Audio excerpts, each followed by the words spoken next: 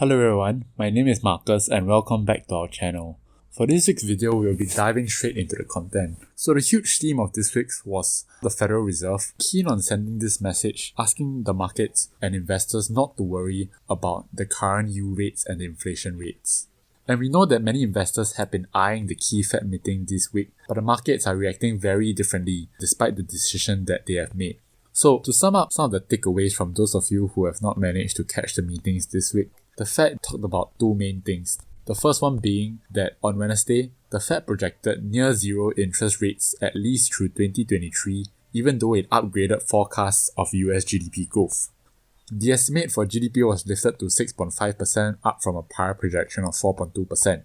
Another key caveat of pillar was how the Fed mentioned that investors and institutions should not worry about the encroaching effects of inflation. What's the big deal about inflation? It's mainly because it has been a major concern behind what triggered the correction in global stocks recently, especially in the tech sector. But the Fed said that it expects that the inflation increase will be short-lived and that it will mostly be gone by the second quarter of this year. But even during his speech itself, the 10-year Treasury yields, which has been watched by many people this past few weeks as an indicator of market direction, reversed their earlier rise and US stocks continued to edge higher. And at market close on Wednesday itself, the S&P and the Dow ended at record highs based off his comments. Analysts are also thinking that the Fed is signaling that it wants to see an overshoot, with inflation and employment running quite hot. Such bets sent the Treasury yields higher, with the 10-year yields climbing as high as the key level of 1.75% for the first time since January 2020, and Nasdaq futures were also deeply in the red this past few weeks. Elsewhere throughout Europe and the UK, the Bank of England's stance matches more with the Fed than the European Central Bank. It continues to tolerate the surge of bond yields globally without taking steps to curb any irrational market moves.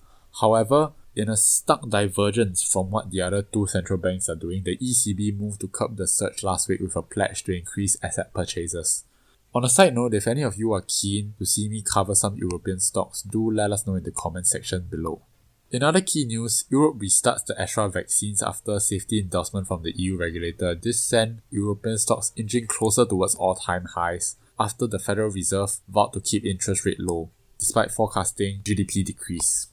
Another interesting take this week was how Volkswagen was the name in the game, with many talking about how it was going to disrupt Tesla. For those of you who are not sure what Tesla is doing, they are basically bigger than what everybody makes them out to be. Many proponents in the industry are claiming that they are just a car company that has perfected electrification and is one of the key players in the race towards developing full self-driving. But really, Tesla is more than that. They are much less of a car company and much more of a renewable energy company. But in this case, when talking about Volkswagen, they do not penetrate into as many industries as Tesla does. But rather, what they are trying to do is that they are trying to disrupt the market that Tesla has already captured.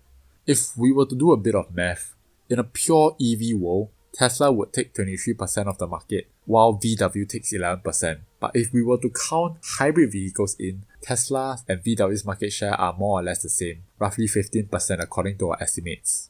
However, at the current moment, Tesla's market cap is 5 times more than VW. So the obvious answer here is that there is much more downside to Tesla while there is much more upside to VW. Furthermore, on Tuesday this week, Volkswagen CEO Herbert Diess revealed his ambition in Volkswagen's own Power Day. So for those of you who are unaware, things like having a special day dedicated to demos are now the in thing among many big companies worldwide. For example, Tesla has their Battery Day, NIO has their NIO Day, and many other tech companies have their own demo day, where they basically review their roadmap for the next few years as well as review any exciting products in the pipeline. And these days are usually seen as key catalysts for the stock, with many stocks pricing in the effect of such key technological changes years in advance. So we will usually see stocks get a huge jump off these days. Back to Volkswagen, the CEO basically ruled out any possibility of striking a deal with Tesla. Instead, he would like to quote-unquote get close and then overtake. If we go roughly into his plan, the first one being how he has planned 6 gigafactories for battery cells, and the capacity of those 6 gigafactories is around 5 million EVs annually, and it targets to sell 2 million plus EVs by 2025.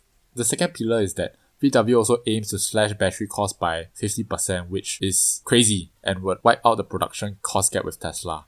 VW also aims to roll out 36 charging stations, half in Europe, 3,500 in the US and 17,000 in China.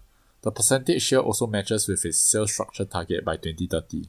And to top it off, VW aims to create its own operating system, which is a big deal because we know that most electric cars by 2030 are going to rely on self-driving, which means that the AI and the operating system behind it is of prime importance when we are talking about considerations with regards to driver safety and how cars behave on the road.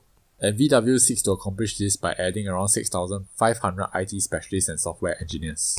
Okay, to cap it off for this week, we also saw how the aspect craze is spilling over into the Hong Kong market. Basically what happened was that the Hong Kong market this week was driven by something called a homecoming listing.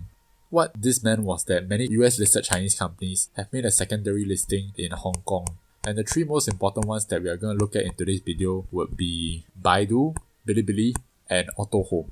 So for BIDU, most of you would know about Google as the main search engine in the world, and it has many duplicates such as Naver in Korea. So think of BIDU as the Google of China. The Chinese market's in a silo, so basically BIDU controls 80% market share in China since Google is not allowed to operate there, which means it has massive operating margins. And to cap it off, BIDU also has extensive investment in AI and Apollo. Apollo is its own self-driving technology. With a confluence of all these revenue factors, BIDU is on track to raise around $3.1 billion at the end of the year. And this number is subject to change based on market demand and also the performance of its stock price. So its stock will debut in Hong Kong before Easter holiday, and many Hong Kong investors are expected to buy into the stock as it is one of the more solid ones on our list. As for BILI, the second one, basically think of it as the YouTube of China, and it's also pretty massive because boosted by the homestaying trend due to the coronavirus, it recorded an almost 55% gain in monthly active users. If we talk about that percentage gain in terms of the total population of China, it's actually a very huge number. The last one would be Autohome, and this is one of the not so highly regarded ones on our list. So think of Autohome as basically a car rental service. But the problem with Autohome is that we are seeing more subdued investor interest in the stock because they only managed to raise around USD 688 million, which is only around 30% of its maximum offering target. Okay, this concludes today's weekly video. We hope to see any more questions you have in the comment section below, and look forward to next week's weekly recap. Ever since the day that you